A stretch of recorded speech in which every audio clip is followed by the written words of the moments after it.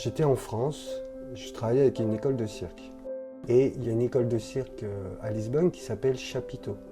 Et en fait, c'est un échange culturel entre deux écoles de cirque. Donc je suis arrivé à Lisbonne avec cette école de cirque.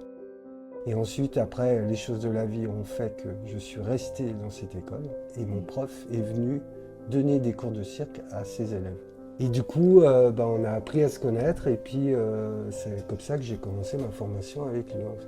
En France, c'était trop difficile d'en faire son travail sans avoir une certaine technique. Et donc c'est lui qui m'a permis d'avoir une autre opportunité, puis un autre regard au niveau technique et tout ça. Il m'a donné une chance énorme pour moi. En quelque sorte, il m'a sauvé, quoi. Qu'est-ce que ça m'a emmené ? Honnêtement, faire simple,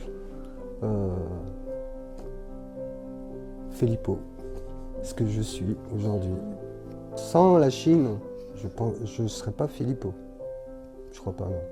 J'ai beaucoup appris avec moi aussi, sur mon caractère, sur ma confiance, sur toutes ces choses-là en fait. C'est un pays pour moi d'amour, quoi. C'est vraiment un pays qui me... Voilà, moi, ça fait 4 ans que je ne suis pas allé. Là aujourd'hui, j'étouffe. Il faut que j'y aille. Il faut que j'y retourne. C'est une capitale pour moi. L'énergie. L'énergie des gens, l'énergie de la vie. Enfin, il y a plein de petites choses comme ça, pour moi, qui me manquent.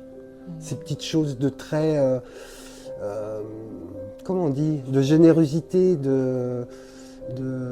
les rues, les vieilles maisons et tout ça, parce qu'à Chien, par exemple, il y a un quartier où il y a la vieille ville, c'est magnifique.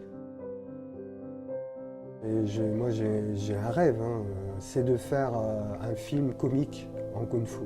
Mais genre la Mr Bean, mais à ma façon. J'aimerais être un Mr Bean version chinoise, en fait. Non, le seul regret que j'ai, c'est de ne pas avoir fait plus de choses pour ce lien, justement, entre la France et la Chine. Aujourd'hui, j'ai envie de le faire.